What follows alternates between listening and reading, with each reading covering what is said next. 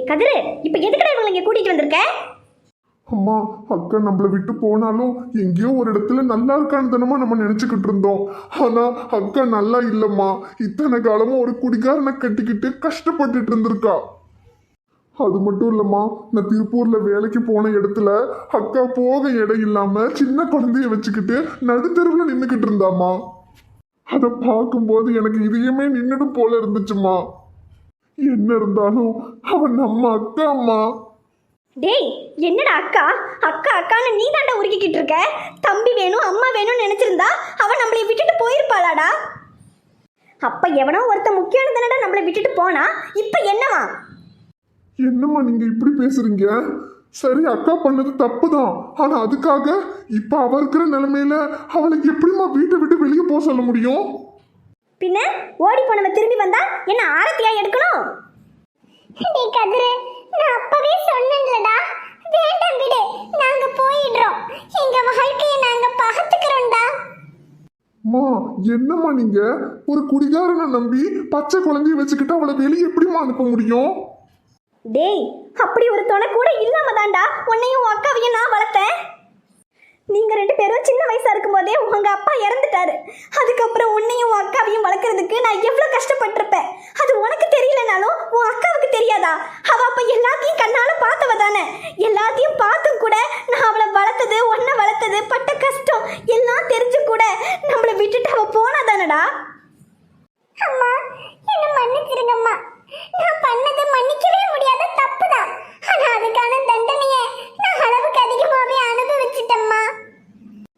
உங்களையும் தம்பியையும் விட்டு போனது எவ்வளவு பெரிய தப்புன்னு அந்த கடவுளை எனக்கு புரிய வச்சுட்டாருமா. இந்த மனுஷனை கட்டிக்கிட்டு நான் எல்லா கஷ்டத்தையும் அனுபவிச்சிட்டேம்மா. இனி அனுபவிக்கிறதுக்கு எனக்கு எந்த கஷ்டமும் பாக்கி இல்லை. இதுக்கப்புறம் என் குழந்தைக்காக மட்டும்தாம்மா நான் உயிரோட இருக்கேன். என் வாழ்க்கை எப்படி போனாலும் அதை பத்தி எனக்கு கவலை இல்லைம்மா. என் குழந்தைய மட்டும் வளர்த்து நல்ல நிலைமைக்கு கொண்டு வரணும். அதுக்கு எனக்கு முன்னுதாரணமே நீங்க தான்மா. நீங்க என்னையும் தம்பியையும் வளர்த்த மாதிரி என் பொண்ணு நான் வளர்த்து நல்ல நிலைமைக்கு கொண்டு வரணும்னு மட்டும்தாம்மா இப்ப நான் நினைச்சுக்கிட்டு இருக்கேன். இதுக்கப்புறம் உங்களுக்கு பாரமா இந்த வீட்டுல நான் இருக்க மாட்டேம்மா. நான் போயிடுறேன்.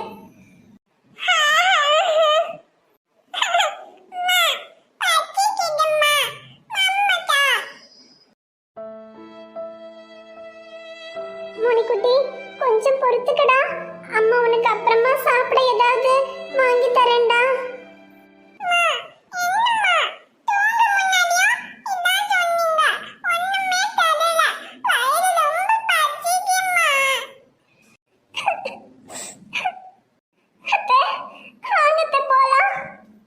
டேய் கதிரு, நீ கூட்டிட்டு வந்திருக்க அந்த ஒரே காரணத்துக்காக அவங்க இந்த வீட்லயே இருந்துக்கிட்டோம்.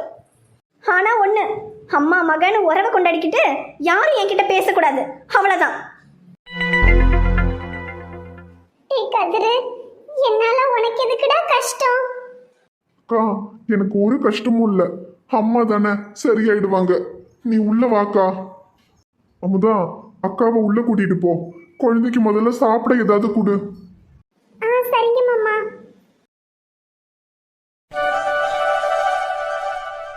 அஞ்சலி, என்ன ஆப்பம் சுட்டுட்டு இருக்கியா?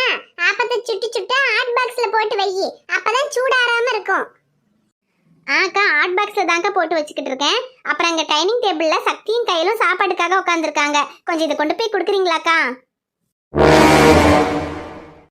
ரெண்டுங்களும் இந்த வீட்டுல ஒரு வேலையும் செய்யாம தண்டச்சோறு தின்னுக்கிட்டு இதுங்களுக்கு நான் வேலைக்காரி வேலை பார்க்கணுமா? இன்னைக்கு இருக்கு ரெண்டுங்களுக்கும்.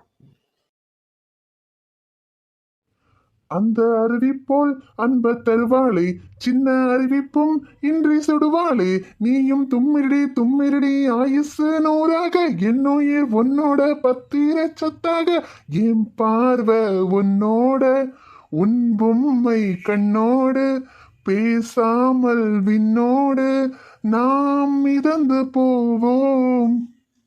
ஐயோ, சூப்பரா பாடுனீங்க சீனியர். ஆமா, என்ன நினைச்சுதானே சீனியர் பாடுனீங்க? இல்ல, உன் பாட்டிய நினைச்சு. தேங்காய் மண்டை, நீ தானடி என் பொண்டாட்டி. அப்புறம் ஒன்னு நினைச்சு பாடாம வேற யார நினைச்சடி கையில் நான் பாடுவேன்? என்னது, தேங்காய் மண்டையா? சீனியர், எதுக்கு என்ன இப்படி கலாய்க்கிறீங்க?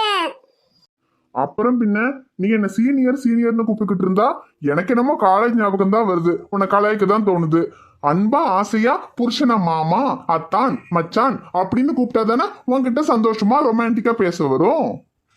என்ன சீனியர் இப்படி சொல்றீங்க? சரி எப்படி கூப்பிடணும் நீங்களே சொல்லுங்க. ஏய் இத கூட வாடி நான் சொல்லி கொடுக்கணும். உன் அஞ்சலி அக்கா சிவா அண்ணனை எப்படி கூப்பிடுறாங்க அந்த மாதிரி கூப்பிடு. அக்காங்க எல்லாரும் மாமான்னு கூப்பிடுவாங்க. ஆனா எனக்கு மாமான்னு கூப்பிட பிடிக்காது. ஏன்னா ஜீவா மாமா, சிவா மாமா, அஸ்வின் மாமா எல்லாரையும் மாமான்னு தான் கூப்பிடுறேன். உங்களையும் மாமான்னு கூப்பிட்டா அப்புறம் வித்தியாசமே இருக்காது. சரி அப்ப வித்தியாசமா நீயே ஏதாவது சொல்லி கூப்பிடு. அது வந்து நான் கூப்பிடுவேன். ஆனா நீங்க என்ன தப்பா நினைக்க கூடாது. ஏண்டி தப்பான்னு நினைக்கிற அளவுக்கு அப்படி என்ன சொல்லி கூப்பிட போற? அது இல்ல, எனக்கு உங்க பேரு ரொம்ப பிடிக்கும். உங்களை சக்தின்னு பேர் சொல்லி கூப்பிடணும்னு எனக்கு ரொம்ப ஆசை. ஆனா அப்படி கூப்பிட்டா யாராவது தப்பா நினைப்பாங்களோன்னு தான் கூப்பிடாமையே இருக்கேன். அட இவ்வளோதானா? இந்த காலத்துல எல்லாரும் புருஷனை பேர் சொல்லி தான் கூப்பிடுறாங்க. இதுல யார் தப்பா நினைக்க போறாங்க? உன் இஷ்டம், நீ கூப்பிடு. சரி சக்தி. இது கூட நல்லா தான் இருக்கு. மானம் கிட்டதுங்க, எப்படிதான் வெக்கமே இல்லாம திங்குதுங்களோ தெரியல. என்ன நீ யார சொல்லிட்டு இருக்கீங்க? அட அது ஒண்ணுல சக்தி தம்பி, என் ஃப்ரெண்டு ஒருத்தியோட வீட்ல அவ கொழுந்தனாரு எந்த வேலை வெட்டிக்கும் போறது இல்லையா. எல்லாத்துக்கும் இவ புருஷன்கிட்ட இருந்து பணத்தை வாங்கி செலவு பண்ணிக்கிட்டு தண்டச்சோறு தின்னுக்கிட்டு உக்காந்துருக்கானா. இதுல பத்தா குறைக்க அவனுக்கு இப்ப கல்யாணம் வேற முடிச்சு ஒரு பிள்ளைய வேற கூட்டிட்டு வந்திருக்கானா. ரெண்டுங்களுக்கு தண்டச்சோறு போடுறதுக்கு எனக்கு என்ன தலையெழுத்தான்னு சொல்லி என்கிட்ட சொல்லி புலம்பிக்கிட்டு இருக்கா. அத சொன்னேன், வெக்கம் கெட்டுனுங்க எப்படிதான் இப்படி வீட்டுல எந்த வேலையும் செய்யாம எந்த பணத்தையும் கொடுக்காம ஓசையில உட்காந்து தின்னுதுங்களோ தெரியல. பாருங்க தம்பி, ஊர் உலகத்துல எப்படி எல்லாம் நடக்குது. சரி ஊர் கதை நமக்கு என்னத்துக்கு. இந்தாங்க, சூடு ஆறுறதுக்கு முன்னாடி இந்த ஊத்தாப்பத்தை சாப்பிடுங்க. இதை சாப்பிட்டு தான் அவசரப்பட்டு எந்திரிச்சிடாதீங்க. இன்னும் சூடு சூடா ஊத்தாப்பம் சுட்டுக்கிட்டு இருக்க அஞ்சலி, நான் எடுத்துக்கிட்டு வரேன். நல்ல வயிறார சாப்பிடுங்க. சக்தி, மீனாக்கா சொல்லிட்டு போறது நம்மளதான் எனக்கு நல்லா புரியுது கையல். எந்த வேலைக்கும் போகாம அண்ணனுக்கு சம்பாத்தியத்துல உட்காந்து சாப்பிடுறேன்னு என்னை குத்தி காமிச்சிட்டு போறாங்க. ஆமா சக்தி, இதுல நான் வேற படிக்கிறேன்னு சொல்லி காலேஜுக்கெல்லாம் போய்கிட்டு இருக்கேன். எனக்கு என்னமோ இதெல்லாம் சரியா தோணல. நான் வேணா காலேஜுக்கு போகாம இருந்துட்டா சக்தி. ஏய் லூசா நீ? நான் எந்த வேலைக்கும் போகாம இருக்கிறதுனால தானே இங்க சாப்பிடுறதுக்கும் உன்னை படிக்க வைக்கிறதுக்கும் கணக்கு சொல்றாங்க. நான் வேலைக்கு போய் சம்பாரிச்சு பணம் கொடுக்க ஆரம்பிச்சிட்டா அதுக்கப்புறம் யாரும் எதுவும் சொல்ல முடியாதுல்ல. முதல்ல நான் ஒரு வேலையை ரெடி பண்ணி மீனாக்காவோட வாயை நான் அடைக்கிறேன். சரி சக்தி. அப்புறம் கையல், மீனா அண்ணி இப்படி பேசின விஷயத்த அஞ்சலி அண்ணிக்கிட்ட சொல்ல வேண்டாம். ஏன்னா அப்புறம் அவங்க தேவையில்லாம மீனா அண்ணிக்கிட்ட சண்டை போடுவாங்க. அப்புறம் வீட்டுல தேவையில்லாத பிரச்சனை வரும். சரியா? இல்ல சக்தி, நான் அக்காட்ட சொல்ல மாட்டேன். சரி சரி, நீ முதல்ல சாப்பிட்டுட்டு காலேஜுக்கு கிளம்பு. நீங்களும் சாப்பிடுங்க. இல்ல இல்ல எனக்கு வேண்டாம், நீ சாப்பிடு கையல்.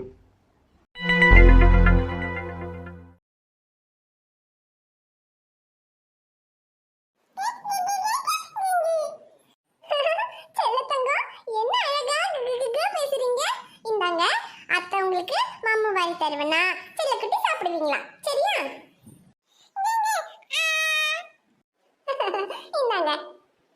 அமுதா, என்ன மாமா? குழந்தைக்கு சாப்பாடு ஊட்டிட்டு இருக்கியா? ஆமா மாமா, அக்காவுக்கு ஒரே தலைவலியா இருக்குன்னாங்க. அதான் சரி போய் படுத்துக்குங்கன்னு சொன்னேன். சரி மோனிக்குட்டிக்கு நானே சாப்பாடு ஊட்டிக்கிறேன்னு கொண்டு வந்தேன் மாமா. சரி அமுதா. அப்புறம் அமுதா, அக்காவையும் மாமாவையும் நான் வீட்டுக்கு கூட்டிட்டு வந்ததுல உனக்கு எந்த வருத்தமும் இல்லையே? என்ன மாமா, இதுல நான் வருத்தப்படுறதுக்கு என்ன மாமா இருக்கு? அது இல்ல அமுதா, மாமா சரியான குடிகாரரு. அவருடைய குணத்துக்கு இங்க கூட்டிட்டு வந்ததுக்கு உனக்கு எதுவும் பிடிக்காம போயிருக்குமோன்னு நினைச்சேன். என்ன மாமா நீங்க, பிடிக்காம போறதுக்கு என்ன வேற யாராவதா? அவங்க உங்களுடைய கூட பிறந்த அக்காவும் மாமாவும். அவங்கள நீங்க இப்படி ஒரு நிலைமையில இங்க கூட்டிட்டு வராம வேற என்ன மாமா பண்ணுவீங்க? அதுலலாம் எனக்கு எந்த வருத்தமும் இல்லை மாமா. என் மாமா ஏதாவது ஒன்று பண்ணா அதுல நிச்சயமா ஒரு அர்த்தம் இருக்கும்னு எனக்கு தெரியும் மாமா. தங்கம், இப்படி எல்லாத்தையும் புரிஞ்சுக்கிட்டு அனுசரிச்சு போற உன் குணம் தாண்டி எனக்கு ரொம்ப பிடிச்சிருக்கு. என்ன மாமா, உங்களுக்காக நான் எதை வேணாலும் சகிச்சுக்குவேன் மாமா. தங்கம், என் செல்ல பொண்டாட்டி. மாமா கொஞ்சம் இதெல்லாம் போதும், குழந்தை இருக்கா? அடிப்பாவி, அக்கா குழந்தை வந்ததுக்கே குழந்தை இருக்கான்னு என்ன தள்ளி போக சொல்றியா? அப்ப நீ நம்ம குழந்தைங்க வந்துட்டா அவ்வளவுதான் போல. நீ இருக்கிற ரூம் பக்கமே என்ன வரவிட மாட்ட போலயே. அது சொல்ல முடியாது மாமா, நம்ம குழந்தைங்க வந்ததுக்கு அப்புறம் எப்படின்னு பார்க்கலாம். என்னது எப்படின்னு பார்க்கலாமா? இரு ஒன்ன எங்க எங்க இப்ப சொல்லு. ஐயோ மாமா சும்மா இருங்க, குழந்தை இருக்கா?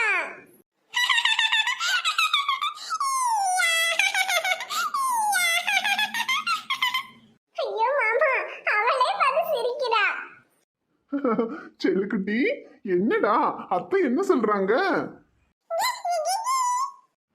இவ என்னடி சொல்றா? ஒண்ணுமே புரிய மாட்டேங்குது. மாமா சின்ன குழந்தைல அப்படிதான் பேசுவா. ஏமுதா, குழந்தை வந்ததும் வீடே கலகலன்னு ஆயிடுச்சுல? ஆமா மாமா. இல்ல, இந்த ஒரு குழந்தை வந்ததுக்கே இப்படின்னா அப்ப நம்மளுடைய 2 குழந்தைங்களும் வந்துருச்சுன்னா இந்த வீடே களை கட்டும் போ. ஆமா மாமா, நாளைக்கு ஸ்கேன் பண்ண போகணும்ல, போனா பாப்பாங்களுக்கு ஹார்ட் பீட் வந்திருக்கும்ல மாமா. கண்டிப்பா வந்திருக்கோம் அமுதா. நம்ம யாருக்கும் எந்த கெடுதலும் நினைக்கல, எல்லாரும் நல்லா இருக்கணும்னு தான் நம்ம நினைக்கிறோம். அந்த கடவுள் நிச்சயமா நம்மளை கைவிட மாட்டார் அமுதா. சரி மாமா. வணக்கம் நண்பர்களே, எல்லாரும் எப்படி இருக்கீங்க? நாங்க தான் உங்க கதிர்வேல் அமுதவள்ளி. இந்த வீடியோ உங்களுக்கு பிடிச்சிருந்தா மறக்காம வீடியோவுக்கு லைக் பண்ணுங்க. வீடியோ எப்படி இருந்துச்சுன்னு மறக்காம கமெண்ட்ல சொல்லுங்க. நம்ம வீடியோவை உங்க ஃப்ரெண்ட்ஸுக்கும் ஃபேமிலிக்கும் மறக்காம ஷேர் பண்ணுங்க. சேனலை இன்னும் நீங்க சப்ஸ்கிரைப் பண்ணலைன்னா மறக்காம சப்ஸ்கிரைப் பண்ணிக்கோங்க.